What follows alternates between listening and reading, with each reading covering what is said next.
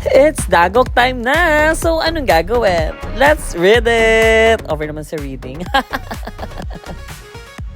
You, mga I love you ko. So, yeah, welcome back sa ating new episode dito sa Nyagok at Time. Alam nyo guys, pagpasensya nyo na maraming majijingay dito sa Gileda at may buhok sa Gileda. Hindi kasi meron doon mga liga-liga red. So, sabi nga 'di ba, bola muna bago droga red. So, ayan, may nag-basketball kasi doon. Anyway, noise barriers lang yan. Pero nandito tayo para mag-nyogok time. Kaya naman, DJ Mind. Let's start na.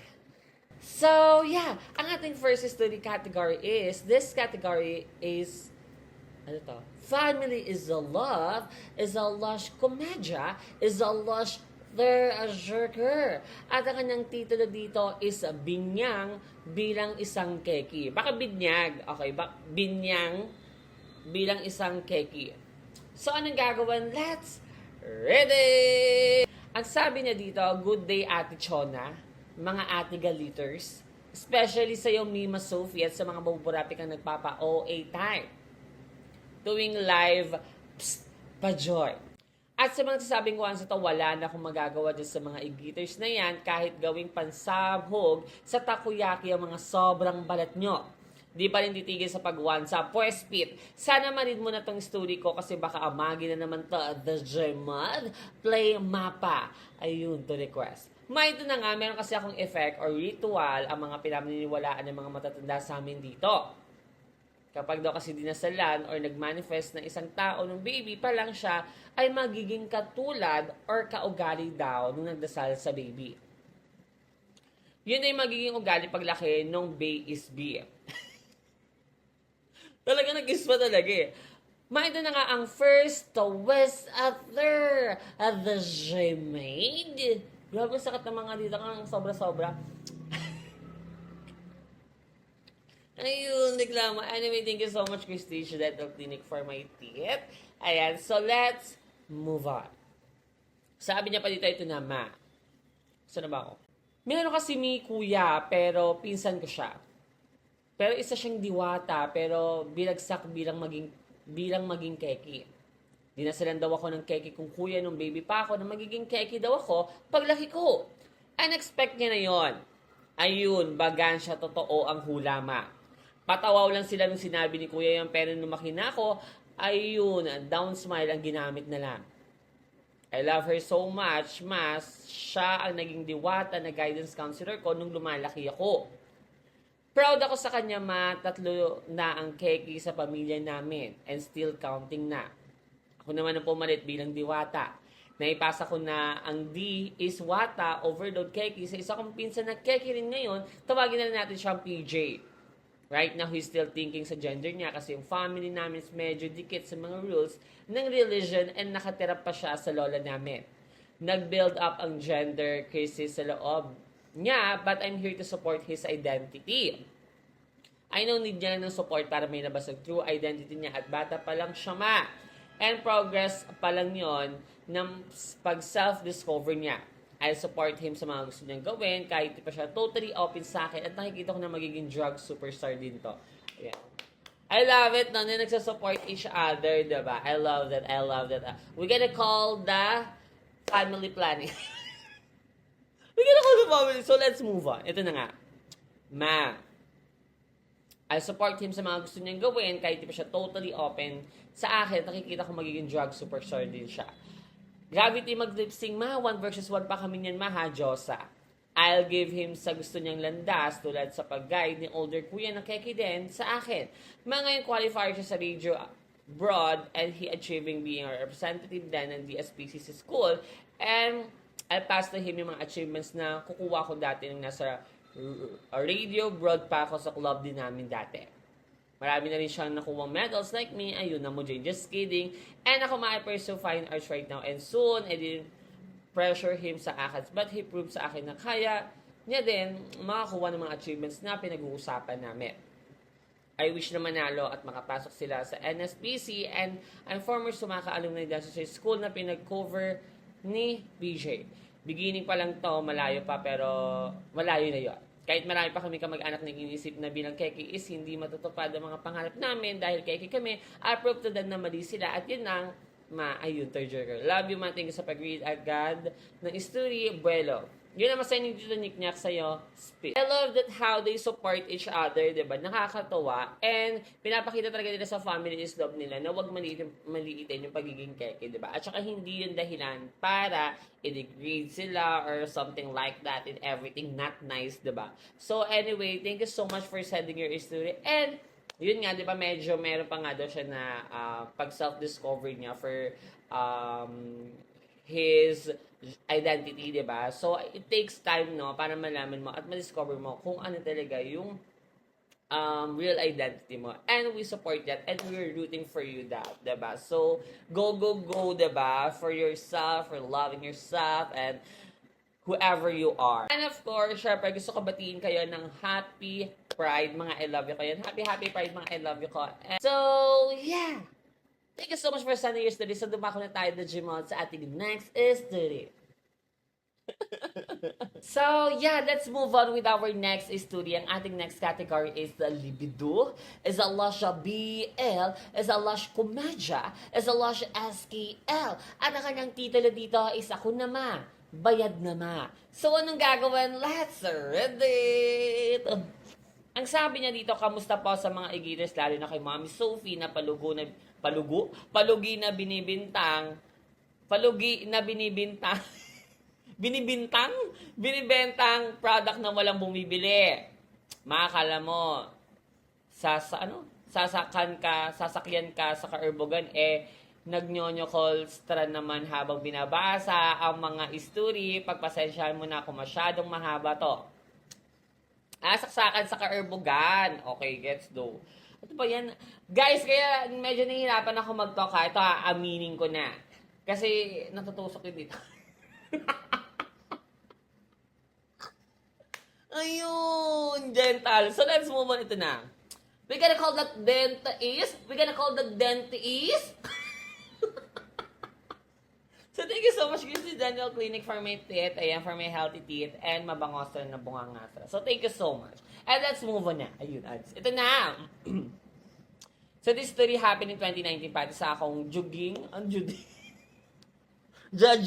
Isa akong judging. Ang bato, Sabi niya kasi ano ba, kasi parang dahil ko naman nararamdaman ng bukit. Ano ba, yan na namunan ko, nakakairita naman. Yung trangkeya ko na naman. So, let's move on ito na. This is story happened in 2019 pa at isa akong juding. Ang bato, Bakit na? So, let's move on. One time, marami nag-aalok ng pahulugan dito sa amin na akala mo mga Miss Universe kung makarampa ng magamit para mabili.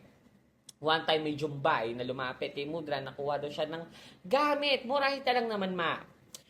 Bedi araw-araw na uto naman ang Modra Health ko, kaya kumuha siya ng isang box ng panty, tataksoin, ma. Nakala mo talaga walang panty that time. Mura na kasi siya, kaya kumuha siya na yung Mudra ko, and guess what, ang guwapostra din kasi ng Bombaya para malinis, mabango. Napaisip ako tingnan kung papasa ito. Kaya may ito na nga ang first whistle there. One time, ako nang naiwan sa bahay, nag-iwan si Mudra ng pera, pambayad sa pantiret niya, nasa ng tata. Sabi ko sa kanya, sa isip ko, yes, galing tayo na, erbag na rin ako that time Bakit naman natuwa? So, let's move on ito na nga. Fast forward, British accent, dumating si Bumbaya, ang guwapostra niya talaga, ma. Habang nagbabayad ako, tumitingin siya sa akin. Ako naman to si Pabebe, mahumawak kayo sa mga niti pirate nyo dahil di ko in-expect na matitikman ko ang cobra ni Cobra ni Bombaya. Ma, apakalaki sa'yo ng niti pirate niya na para bang kabayo sa laki.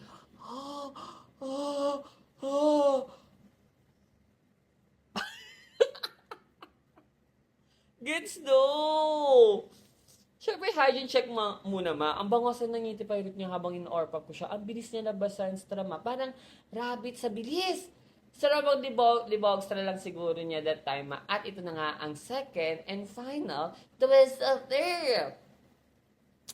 Mailang araw di dumating si Bombaya at napatanong si mama sa akin na bakit?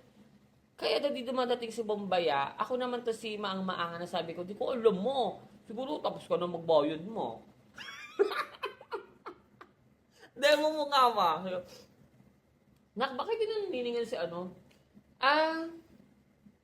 Di ko alam ma. Ano ba yun mo? Siguro marang may naka-orpap daw sa kanya eh.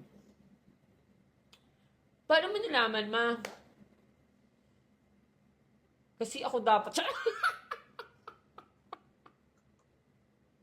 Yung emoji na gano eh. Kasi dapat ako mauna eh.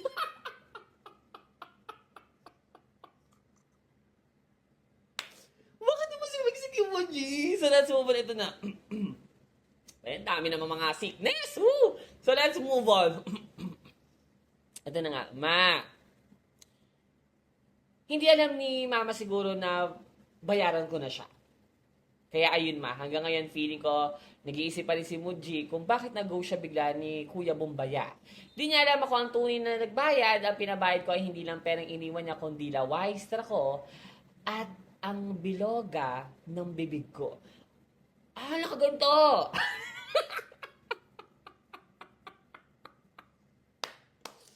Yung biloga ng shape. Gets though, real though. So let's move on.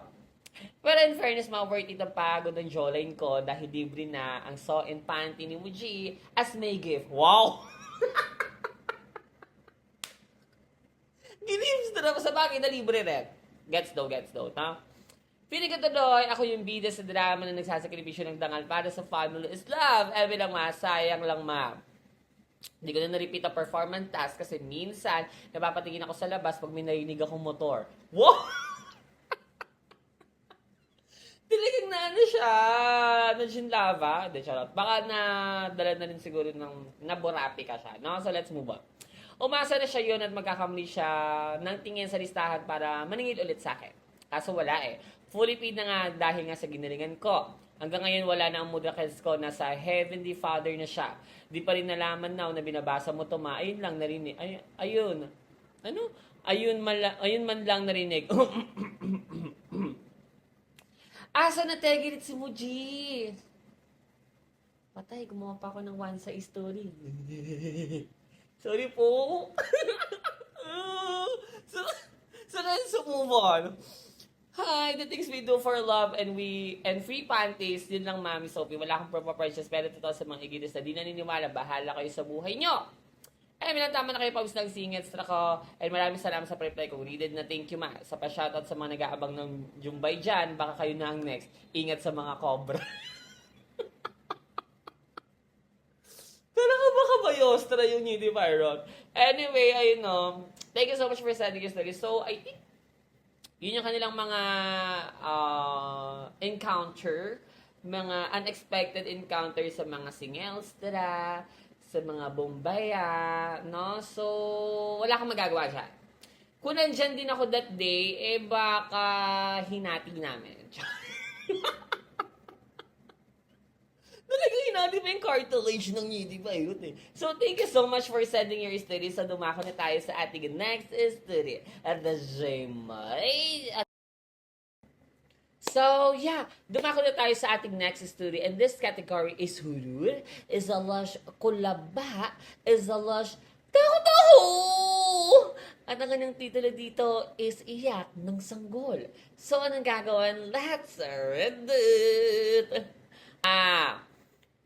Hello sa'yo, Mima Sophie, ang pinakamaganda at sikat na content creator sa balat ng lupa.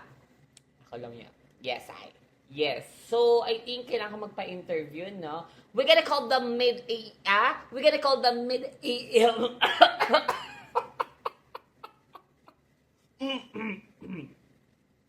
Lagyan ng A-scene para balat. So, let's move on. Ano ba yung masturbation? Woo! Ito na. Sabi niya, ito na nga, ma. Pati na rin sa mga igito siya, nakakala mo talaga mga panelist sa research ko, maka-judge ng mga story. Ayun, palang ka-awards, hindi ko na masyado gagamitin yung mga vocabs to, kasi horror naman to, baka ako pa ang balikan. Takot yan. So, let's move on. Ito na nga. Background lang ma. 18 years old pa lang ako, nakatira kami dito sa may Navite. Nangyari ang story na to near back. I was 13 years old at kapag nauwi ang mga kamag-anak namin na galing abroad dito sa Pinas, syempre gala-gala kami and isa sa mga gala yun yung pag-uwi namin ng Quezon Province. Doon kasi ang province ng family ng grandfather ko bago pa siya ikasal sa lola ko at dito sa Cavite magsettle. At ito nga, may mga lupain kasi kami dito sa Quezon Province na binili ng family is love ko para mapalawak yung property namin that time. Pumunta kami ng Quezon para mag-vacation rin and matignan yung nabiling lupa ni tita.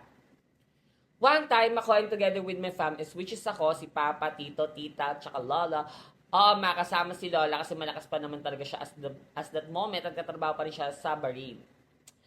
Ang pumunta doon sa lupa para magtingin at maglinis.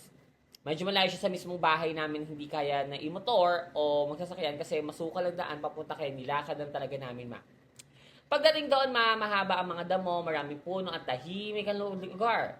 Hindi ako sure pero parang wala talagang kabahayan sa part na yon kaya kami lang talaga ang nandoon. Bilang papansin na Keki, akala ko magtitingin lang talaga at mag-relax lang ako habang sila ang nagawa. Ayun, binigyan ako ng grass cutter at pinagdamo ako. Kasi nagpumilit pa ako sa mama imbis na magstay lang sa bahay. At ito na ang first visitor at the J-Mall. Habang lahat ay kanya-kanyang ginagawa, bila na lang kaming lahat na patigil nang magsalita ang lola ko. Hanggang ngayon, tandang-tanda ko pa rin yung sinabi niya, uy, may bagong silang ng sanggulo. Which is, nagulat kaming lahat dahil ang random ng pagkakasabi niya nun. Mukhang nagtaka si Lola kasi lahat kami ay napatigil tapos sabi niya may narinig daw siyang umiiyak na sanggol. Pero sa totoo wala akong narinig at maging ang iba kulaba talaga kami noon kasi sa family namin naniniwala talaga sila sa pag ganon dahil laking probinsya sila eh. Si Papa ay bilang sinabi na wag lang daw pansinin at minadali na namin ang ginagawa namin kasi medyo padilim na noon. Akala ko wala lang yung nangyari pero habang pauwi kami, nararamdaman ko talaga ang bumigat, ang pakiramdam ng lahat. This is the final twister, Uy, tumatas balahibo ko, ha? Hawak sa epidermis. So, let's move. Ayun, Bonib. Sabi niya, wag daw magkomedya dito. Patay na. Bonib na. So, let's move on. Another multo na naman din sa bahay. Woo! Anyway, let's move on. Ito na nga. Ang sabi niya pa dito, makauwi na kami, napag-usapan ulit yon at napansin lang namin na nanginginig at pinagpapawisan na si Lola. Bila panik ang lahat, kasi para siyang kinukumbulsyon, Hanggang ngayon ay tandang-tanda ko pa rin na itsura niya kasi nakabalo siya sa kumot noon habang nakahiga at may hawak siyang rosaryo sa kamay habang nagdadasal ng sobrang bilis gamit lang ang labi niya. Like walang boses mapagdarasal ni Lola at may insenso pag nakasindi para tigilan na raw siya na nakikipaglaro sa kanya Pinatawag nila Papa yung parang albularyo ng kapitbahay namin at doon na-confirm na may nakikipaglaro nga kay Lola na ayaw siya tantanan Hindi namin natanong kung ano yon dahil ayaw alamin ni Lola. At buong magdamag kaming gising at tinitingnan ang lagay niya dahil kung hindi pa siya magiging okay, ay dadalhin na namin siya sa hospital. Unfortunately, naging okay din siya kinabukasan and never na kami bumalik doon sa lugar na yun maliban kina Papa at Tito. Ay lang ma-advise ko lang sa inyo ay huwag niyong pansinin yung mga iyak ng sanggol. Unless may bagong panganak talaga sa bahay niyo, pansinin niyo pansinin mo yan, mayayari ka pa dyan kapag pinabayaan. Tama na kayo basaling kilikili ko, yun lang Thank you very much sa notify sa atin at may nababasa kasi doon ako mas active dahil naasiwa ko mabasa ang mga live comments sa mga e-gators sa TikTok satellite. Iyak ng jungle, I think, iyak ng jungle, I think, wala, ngayon ko lang nakarinig ng ganyan na, nakakabokot pala, no? Kapag a random na may jumijiyak na baguettes, no? So, bigyan ng chopot.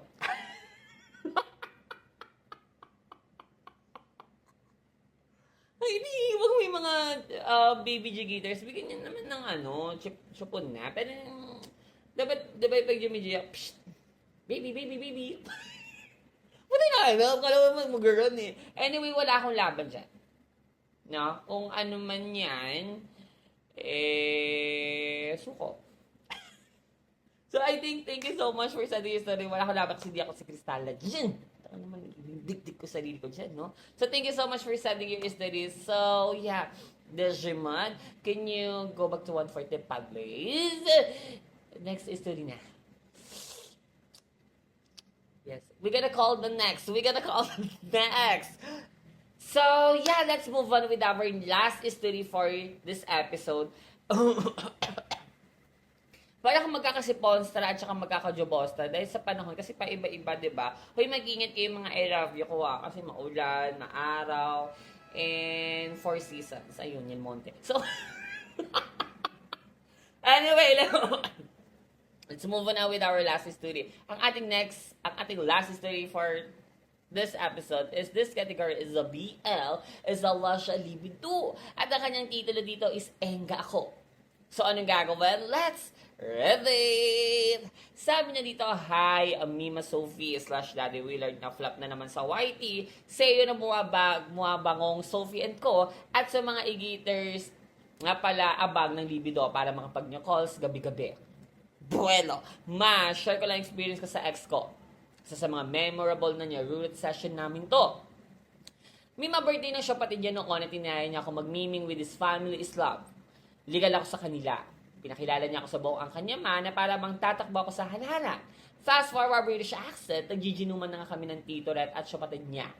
Ako na nga namo Jane, sabi ko, di ako mabilis maengga. So ang ending, ako lahat umubos ng mga jalak. Pag engga pa naman ako Mima is, palaihi ako ma. Laging back and forth ako sa NIR at pulang-pulan na ako Mima, kaya sabi ni Bawaret ay mauna na kami umuwi sa kanila. Mima, pagka-uwi namin sa baler nila kami lang dalawa ang tao. At bilang engga ako at dalawa lang kami, sabi ko, psst, wanna play with me? Oh, na-erbogan siya. We gonna call the therapist. So, let's move on. Ito na nga. Siyempre, tapos bawa ako laging dalok-dalok sa niti pirate ko kapag nag-jubadstra agad ako. Sabi ko na, woo! Siyempre kasi niti pirate na yan magiging playmastra pa ba? Ano ba to? Bakit naman nagkaka-rough ko? Short to road? So, let's...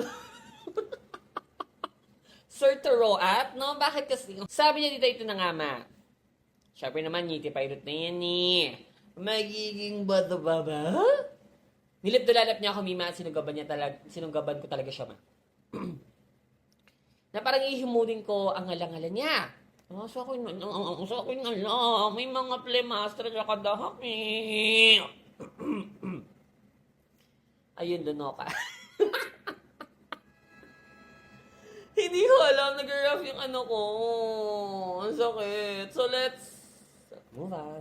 At na, sabi niya pa dito, ito na nga, ma. Kasi niya, di ba hirap na yan magiging bato pa ba? Dilip-dilalap niya ako, Mima, sinugabang ko talaga siya, ma, as in. Na para bang ihimunin ko ang ngalangalan niya. To the point, to the moan and back kami sa bahay nila.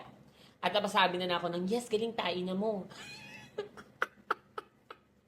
Habang inang aura mo siya. Gets do. So parang, bakdalok mo, diba? Yes, galing tayo na mo! Chinier me! So that's ba, pero tama yung pag-cheer ha. Kasi mahirap bumiloga ang bungangastra. So, dapat may support, no? May cheer, may audience impact. So let's move on. Sabi niya pa dito, ito na nga, ma. Habang dalok-dalok niya nilalagok ang niti pirate ko, di ba tama?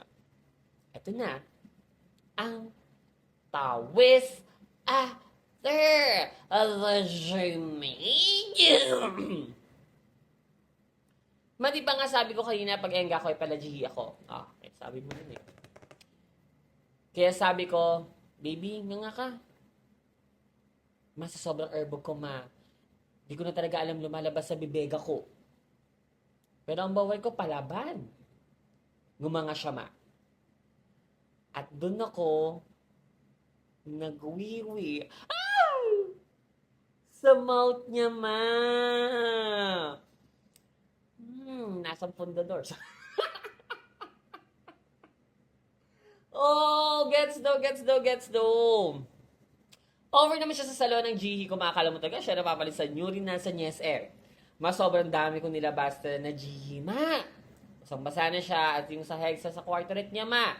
Sobrang basa niya parang si Lady Gaga na rin sa Rain on Me music video. At di pa doon natapos, masabi ko, lunok henstra mo. At ma, nilinokstra niya nga, ma, na para bang siya si Darna. Mom, rich ba? Sobrang hot talaga nung ginawa sa niya, kaya di ko na napigilan ang sarili ko na ilip-tulelap ko rin siya, ma. Ang sarap talaga. After yun, ninarulot ko siya sobrang binang pasasalamat sa servisyo niya at makalipas ang ilang oras, ma-achieve namin ang lanin niya. Ayun na naman, Mima, break na kami ngayon, pero isa sa mga top 2 kong memories sa kanya, yung top 1 is niloko niya ako eh. Ayun, third joker. So, ayun naman, salamat so much sa Mama Chup Chup. Walang proper precious kasi alam mo picture ng kapag-jumiginom siya ng Jihe. At para sa mga English nagsabing once at tigilan nyo ako at baka jihian ko kayo. More kilikili powers sa'yo, Mima, sabi sa mga mamahong igiters dyan. Ayun lang naman, Mima, tama na kayo. Basa ng kilikili ko, pa-reply if nabasa mo na. Ano yun? Amoy ano yun, di ba? Amoy bolak? No, di ba? Kasi nga, kakagaling ka sa genome, di ba? Panghingyan!